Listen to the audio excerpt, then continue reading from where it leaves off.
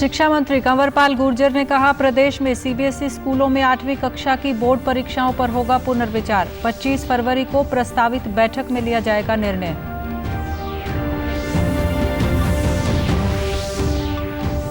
राज्यपाल बंडारू दत्तात्रेय ने फरीदाबाद में दिव्यांग कल्याण शिविर का किया शुभारंभ। कहा, दिव्यांगों को प्रतिभा दिखाने के मिले समान अवसर।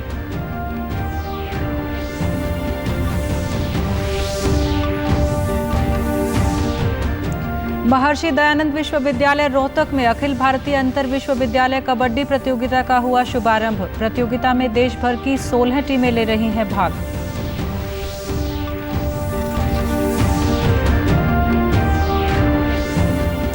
और बुल्गारिया में आयोजित अंतर्राष्ट्रीय कुश्ती प्रतियोगिता में रवि दहिया, गौरव बालियान और दीपक पुनिया ने जीते पदक। मुख्यमंत्री और खेल मंत्री ने दी शुभकामनाएं।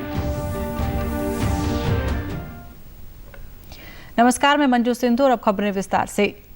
प्रदेश में सीबीएसई से संबद्ध स्कूलों में 8वीं कक्षा की बोर्ड परीक्षाओं के संबंध में यमुनानगर में शिक्षा मंत्री कंवरपाल गुर्जर ने अभिभावकों से कल मुलाकात की। शिक्षा मंत्री ने अभिभावकों को बताया कि सीबीएसई स्कूलों में 8वीं कक्षा की बोर्ड परीक्षाओं पर पुनर्विचार किया जाएगा। उन्होंने कहा कि इस संबंध में 25 फरवरी को मुख्यमंत्री की अध्यक्षता में प्रस्तावित बैठक में निर्णय लिया जाएगा। इस दौरान शिक्षा मंत्री ने कहा कि इस समय प्रदेश में लगभग 55 विश्वविद्यालय हैं। 4 ऐसे जिले हैं जहां कोई विश्वविद्यालय नहीं है और इन जिलों में अगर कोई निजी विश्वविद्यालय खोलना चाहे तो सरकार सहयोग करेगी। शिक्षा मंत्री ने कहा कि सरकारी विद्यालयों में शिक्षकों के रिक्त पदों को जल्द ही भरा जाएगा।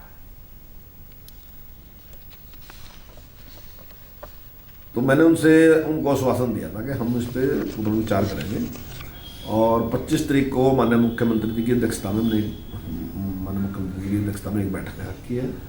50 से ज़्यादा यूनिवर्सिटियाँ आज हरियाणा में काम कर रही हैं और हमारा प्रयास ये है कि हम चाहते हैं कि कुछ जिले ऐसे 4 जिले अभी तक ऐसे हैं जहाँ पे कोई यूनिवर्सिटी नहीं है।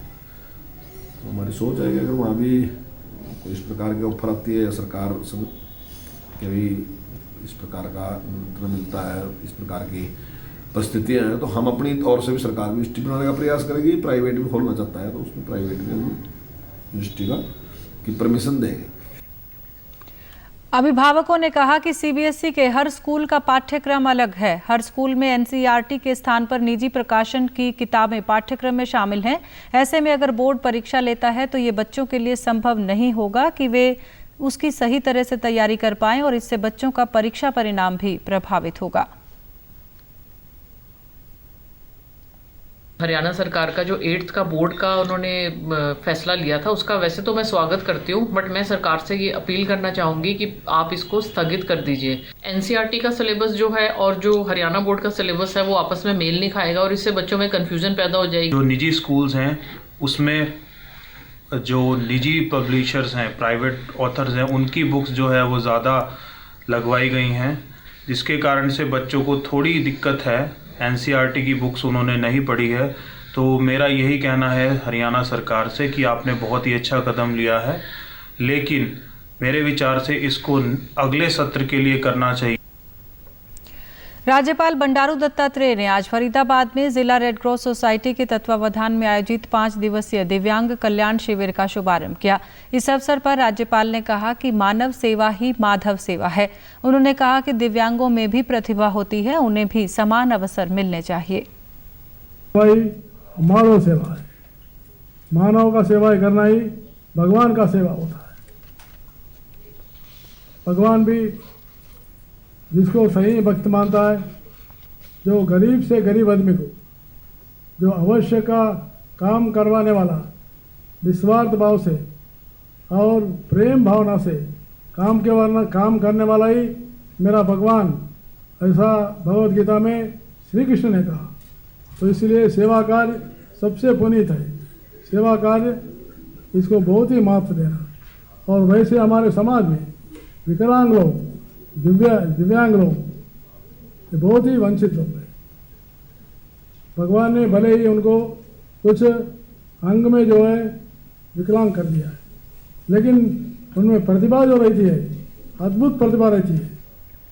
इस मौके पर एक सामाजिक संस्था के प्रधान ने कहा कि शिविर में दिव्यांगों को हर प्रकार के कृत्रिम अंग और ट्राईसाइकिल निःशुल्क दिए जा रहे हैं।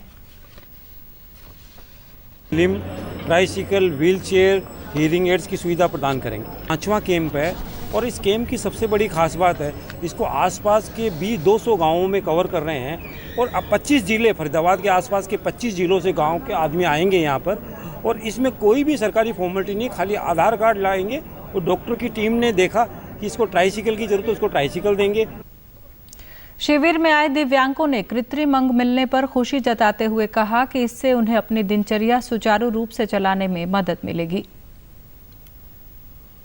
यार मेरे को कोई फील नहीं होता कि मेरे साथ कोई हादसा हुआ है, ना मैं कभी सोचता इस चीज़ के बारे में, क्योंकि मैं कुछ भी चीज़ कर सकता हूँ जो करना होता है। इसका मैं धन्यवाद कैसे करूँ, कोई कर भी नहीं सकता इतना, मतलब ऐसा लगता है कि दोबारा ज़िंदगी दे दी। भारत ने 2023 में अंतर्राष्ट्रीय ओलंपिक समिति के सत्र की मेजबानी हासिल कर ली है। इससे पहले 1983 में नई दिल्ली में ये बैठक हुई थी। प्रधानमंत्री नरेंद्र मोदी ने 2023 में अंतर्राष्ट्रीय ओलंपिक समिति सत्र की मेजबानी के लिए भारत के चुने जाने पर प्रसन्नता व्यक्त की। प्रधानमंत्री ने विश्वास व्यक्त किया कि ये सत्र यादगार होगा और विश्व खेलों के लिए सकारात्मक परिणाम देगा। महर्षि दयानंद विश्वविद्यालय रोहतक में आज अखिल भारतीय अंतर विश्वविद्यालय कबड्डी प्रतियोगिता का शुभारंभ हुआ। इस प्रतियोगिता में देश भर की 16 टीमें भाग ले रही हैं। प्रतियोगिता का शुभारंभ करते हुए कृषि मंत्री जयप्रकाश दलाल ने कहा कि प्रदेश सरकार खेलों को बढ़ावा देने के लिए खिलाड़ियों को बेहतरीन सुविधाएं उपलब्ध करवा रही है। साथ ही कृषि मंत्री ने कहा कि अगले महीने पेश होने वाले प्रदेश के बजट में कृषि क्षेत्र का विशेष ध्यान रखा जाएगा। वो अगले 6 दिन तक इस प्रतियोगिता में भाग लेगी और यहाँ का इन सब खिलाड़ियों को बेस्ट सुविधाएं मिलेंगी, बेस्ट इंफ्रास्ट्रक्चर है और इस तरह से भाग लेकर के मुझे उम्मीद है कि इन्हीं बच्चों में से आगे निकल करके अंतर्राष्ट्रीय स्तर पर मेडल लेके आएंगे और देश का नाम रोशन करेंगे। बहुत अच्छा जो है बजट रहेगा और किसानों के लिए हम ज़्यादा से ज़्यादा बजट दे करके सुविधाएं देंगे। वैसे भी हरियाणा प्रदेश जो है देश के अंदर सर्वाधिक फसल खरीदते हैं, एमएसपी पर सबसे ज़्यादा हम मुआवजा देते हैं। हरियाणा ओलंपिक संघ के कोषाध्यक्ष व पूर्व मंत्री मनीष ग्रोवर ने अध्यक्षता करते हुए कहा कि प्रदेश का युवा आज नशे को छोड़कर खेलों की ओर अग्रसर है। कार्यकाल में हरियाणा के मुख्यमंत्री जिस तरह अवार्ड जीत कर आ रहे हैं बच्चों, इसलिए खेल की नीति को और ज़्यादा प्रोत्साहन दिया जाए जिससे कि बच्चा नशे की तरफ ना जाए और खेल के मैदान में आए। और आज इस तरह जो इनका कबड्डी का है, मैं इनको बहुत बहुत बधाई देता हूँ। खेल निदेशक देवेंद्र ढुल ने बताया कि प्रतियोगिता का समापन 26 फरवरी को होगा। वहीं महर्षि दयानंद विश्वविद्यालय की टीम के कप्तान अंकुश ने विश्वास जताया कि इस बार भी उनकी टीम जीत हासिल करेगी। से 4 टीमें जोन से आई हैं। 16 टीमों के बीच में ये ऑल इंडिया चैंपियनशिप यहाँ खेली जाएगी। ये चैंपियनशिप 20 तारीख से लेकर के 26 तारीख के मध्य रहेगी। इसमें प्रो स्टार भी कबड्डी के यहाँ देखने को मिलेंगे। हमारी एमडी यूनिवर्सिटी लगातार 21 बार हमारी ऑल इंडिया यूनिवर्सिटी में फर्स्ट आ चुकी है और इस बार भी हम जीतने की पूरी कोशिश करेंगे कि एमडी को गोल्ड मिले। बुल्गारिया में आयोजित अंतर्राष्ट्रीय कुश्ती प्रतियोगिता में प्रदेश के कुश्ती खिलाड़ियों के शानदार प्रदर्शन पर मुख्यमंत्री मनोहर लाल और खेल मंत्री संदीप सिंह ने उन्हें बधाई दी है। उन्होंने खिलाड़ियों को उज्जवल भविष्य के लिए शुभकामनाएं देते हुए कहा कि उम्मीद है कि वे आगे भी ऐसे ही देश और प्रदेश का नाम रोशन करते रहेंगे। प्रतियोगिता में 60 किलोग्राम भार वर्ग में रवि दहिया और गौरव बालियान ने रजत पदक और 92 किलोग्राम भार वर्ग में दीपक पुनिया ने कांस्य पदक जीतकर देश का नाम रोशन किया है। गुरुग्राम में आज गुरुग्राम की रेजिडेंट वेलफेयर एसोसिएशन के सदस्यों ने मुख्यमंत्री मनोहर लाल से मुलाकात की। मुख्यमंत्री ने उन्हें आश्वासन दिया कि उनकी समस्याओं का जल्द ही समाधान किया जाएगा। एसोसिएशन के सदस्यों ने बताया कि मुख्यमंत्री से भविष्य में सुरक्षित ग्रुप हाउसिंग सोसाइटी को लेकर चर्चा की गई है। मुख्यमंत्री ने आश्वासन दिया है कि जल्द ही इस संबंध में एक सेमिनार आयोजित किया जाएगा। सारी बातें बहुत ध्यान से सुना। उन्होंने बोला कि 25-26 तारीख को जो है सेमिनार, उसमें हम सबको बुलाया जाएगा और उसमें हम हमारे सारे सजेशंस रख पाएंगे। तो बहुत ही वो उन्होंने सुना हमारी बात, हर चीज़ और सारे प्रॉब्लम डिटेल में उन्होंने डिस्कस किया। वो सारी अपनी बातें कही हैं, जितने भी जो है इश्यूज़ हैं बिल्डर रिलेटेड, जो सिस्टम रिलेटेड, सिस्टम को इम्प्रूव करने के साथ साथ हमने सारी चीज़ों के बारे में प्रॉब्लम ही नहीं गिनाई, सॉल्यूशंस भी दिए हैं और सॉल्यूशंस के ऊपर हमें काफ़ी अच्छा रिस्पॉन्स मिला है। जींद जिले में जुलाना खंड के राजकीय महाविद्यालय में छात्राओं को आत्मरक्षा के गुर सिखाने के लिए विशेष शिविर का आयोजन किया गया। महाविद्यालय के प्राचार्य डॉक्टर जगबीर कुंडू ने बताया कि छात्राओं को आत्मरक्षा के गुर सिखाए गए हैं। इसका मुख्य उद्देश्य है कि छात्राएं किसी भी आपात स्थिति में आत्मरक्षा कर सके। लड़कियों को खुद का बचाव करने में, क्योंकि इनको जॉब वगैरह में भी जाना है, आगे पढ़ाई के लिए भी जाना है बड़े शहरों में, तो आजकल है जो ये मंचलों से परेशानी झेलती हैं, तो लड़कियां खुद सक्षम होंगी आगे बढ़ने में और हर समस्या का निजात मिलेगा इससे।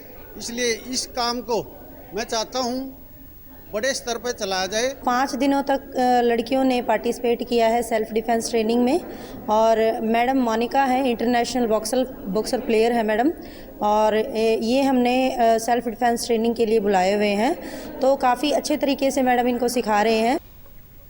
अंतर्राष्ट्रीय मुक्केबाज और प्रशिक्षक मोनिका पांचाल ने कहा कि इस शिविर में काफ़ी लड़कियां उत्साह से भाग ले रही हैं। उन्होंने कहा कि इससे महिला सशक्तिकरण को बढ़ावा मिलेगा और उनके आत्मविश्वास में भी वृद्धि होगी। ये लड़कियां बड़े ही उत्साह से सीख रही हैं। आज के टाइम पे हर लड़की को ज़रूरत है कि वो सशक्त बने, अपनी रक्षा खुद कर सके। इसका बहुत फ़ायदा हुआ सर, बड़े ही उत्साह से बच्चियों ने सीखा और इसका बेनिफिट आप पीछे देख ही रहे हैं। छात्राओं ने बताया कि इस शिविर के माध्यम से आत्मरक्षा के गुर सीखने से उन्हें आपात स्थिति में निपटने से सहायता मिलेगी। महिलाएं आत्मनिर्भर होंगी, अपने आप को मतलब सुरक्षित पाएंगी समाज में, और हमारे देश में वो इकोनॉमिकली भी इसके जरिए अपने आप को थोड़ा सशक्त बनाएंगी, और उससे वो पुरुषों के साथ मुकाबला करने में उनको बहुत ज़्यादा हेल्प मिलेगी। केंद्रीय स्वास्थ्य और परिवार कल्याण मंत्रालय के मुताबिक राष्ट्रव्यापी टीकाकरण अभियान के तहत देश में अब तक कोविड रोधी टीकों की 175 करोड़ से अधिक खुराक दी जा चुकी है। वहीं पिछले 24 घंटों में कोविड के 19,000 से अधिक नए मामले सामने आए हैं और 48,000 से अधिक मरीज स्वस्थ हुए हैं। इससे स्वस्थ होने की दर 98.21% हो गई है। प्रदेश में भी कोरोना टीकाकरण का कार्य सुचारू रूप से जारी है। अब तक कोरोना रोधी टीके की 4 करोड़ 7 लाख से अधिक खुराक दी जा चुकी है। प्रदेश में कोविड से 9,63,000 से अधिक लोग स्वस्थ हो चुके हैं, जबकि 3,000 से अधिक मामले सक्रिय हैं। डीडी न्यूज़ हरियाणा पर देश और प्रदेश से जुड़ी खबरों को विस्तार से जानने के लिए आप हमारे साथ फेसबुक, ट्विटर और यूट्यूब के माध्यम से भी जुड़ सकते हैं। हमसे जुड़ने के लिए आप हमारे सोशल मीडिया हैंडल को भी फॉलो कर सकते हैं। अब आप अपने मोबाइल फ़ोन से QR कोड स्कैन कर हमारे यूट्यूब चैनल पर सीधे पहुंच सकते हैं। सिरसा जिले के गांव में स्वास्थ्य और कल्याण केंद्रों में ग्रामीणों को सभी स्वास्थ्य सेवाएं उपलब्ध करवाई जा रही हैं। उपायुक्त अजय सिंह तोमर ने बताया कि आयुष विभाग द्वारा संचालित इन केंद्रों में लोगों का आयुर्वेदिक पद्धति से भी इलाज किया जाता है। उपायुक्त ने कहा कि सरकार द्वारा लोगों को हर स्तर पर बेहतरीन स्वास्थ्य सुविधाएं उपलब्ध करवाने का प्रयास किया जा रहा है। चिकित्सा प्रणाली है जो पुरानी है, जो हजारों सालों से चली आ रही है, उसको भी हम उससे बेनिफिट दे लोगों को। और मैं यही सभी सिरसा वासियों से ये आह्वान करूँगा कि वो ज़्यादा से ज़्यादा इस हेल्थ एंड वेलनेस सेंटर का फ़ायदा ले। वहाँ पे जो डॉक्टर्स हैं उनसे अपना सलाह मशवरा करें ताकि आपकी हेल्थ और वेलनेस दोनों बनी रहे। जिले के बेगू गांव में केंद्र के प्रभारी ने बताया कि इन केंद्रों में ग्रामीणों को स्वास्थ्य संबंधी अनेक सुविधाएं दी जा रही हैं। उन्होंने कहा कि कोविड संक्रमण से बचाव के लिए ग्रामीणों को वैक्सीन भी लगाई जा रही है। ANC चेकअप है, प्रीनेटल केयर है, पोस्टनेटल केयर है, हाई रिस्क प्रेगनेंसीज की जांच है, जो प्रेग्नेंट लेडीज उनकी इम्यूनेशन का है, ये सारी जांच होगी। उसके बाद जैसे नियोनेटल केयर है, इन्फेंट केयर है, उनका इम्यूनेशन है उनका बच्चों का सभी का। हर बुधवार को यहाँ पे वैक्सीन लगाई जाती है बच्चों को। और उसके साथ साथ फैमिली प्लानिंग के बारे में सारा यहाँ पे सारी सुविधाएं दी जाती हैं। ग्रामीणों ने खुशी जाहिर करते हुए कहा कि इस केंद्र से उनको गांव में ही स्वास्थ्य सेवाएं मिल जाती हैं, जिससे इलाज के लिए भटकना नहीं पड़ता और उनके पैसे और समय की भी बचत होती है। ਇਹ 'ਚ ਸਾਨੂੰ ਬਹੁਤ ਜ਼ਿਆਦਾ ਫਾਇਦਾ ਹੋ ਰਿਹਾ ਹੈਗਾ। ਪਹਿਲਾਂ ਸਾਨੂੰ ਸ਼ਹਿਰ ਜਾਣਾ ਪੈਂਦਾ ਸੀ ਦਵਾਈ ਵਾਸਤੇ, ਹੁਣ ਅਸੀਂ ਸੈਂਟਰ ਵਿੱਚ ਦਵਾਈ ਲੈਂਦੇ ਹਾਂ। ਇੱਥੇ ਬਹੁਤ ਵਧੀਆ ਸਹੂਲਤ ਮਿਲ ਰਹੀ ਹੈ ਸਾਨੂੰ। ਸਾਡੇ ਪਿੰਡ 'ਚ ਸੈਂਟਰ ਖੋਲ੍ਹ ਕੇ ਸਰਕਾਰ ਨੇ ਬਹੁਤ ਹੀ ਵਧੀਆ ਕੰਮ ਕੀਤਾ ਹੈ। ਸਾਨੂੰ ਅੱਗੇ ਕੋਈ ਤਕਲੀਫ ਹੁੰਦੀ ਸੀ ਤਾਂ ਸਾਨੂੰ ਸ਼ਹਿਰ ਜਾਣਾ ਪੈਂਦਾ ਸੀ, ਤੇ ਹੁਣ ਸਾਨੂੰ ਸੁਵਿਧਾ बहुत चंगी मिल रही है। अंत में इस बुलेटिन के मुख्य समाचार एक बार फिर। शिक्षा मंत्री कंवरपाल गुर्जर ने कहा, प्रदेश में सीबीएसई स्कूलों में 8वीं कक्षा की बोर्ड परीक्षाओं पर होगा पुनर्विचार। 25 फरवरी को प्रस्तावित बैठक में लिया जाएगा निर्णय।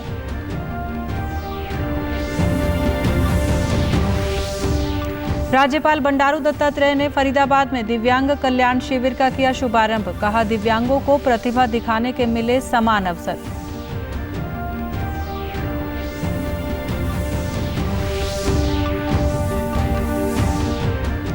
महर्षि दयानंद विश्वविद्यालय रोहतक में अखिल भारतीय अंतर विश्वविद्यालय कबड्डी प्रतियोगिता का हुआ शुभारंभ। प्रतियोगिता में देश भर की 16 टीमें ले रही हैं भाग।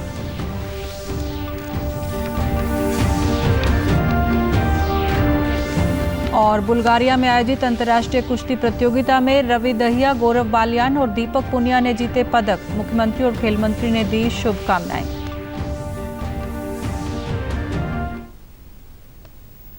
आप सभी दर्शकों से अपील है कि आप जब भी घर से बाहर निकलें तब मास्क जरूर पहनें, 2 गज की दूरी बनाए रखें और एक नियमित अंतराल पर अपने हाथ धोते रहें। और अगर आप पात्र हैं तो टीकाकरण जरूर करवाएं, तभी आप कोरोना महामारी से बच सकते हैं। आज के बुलेटिन में बस इतना ही। नमस्कार।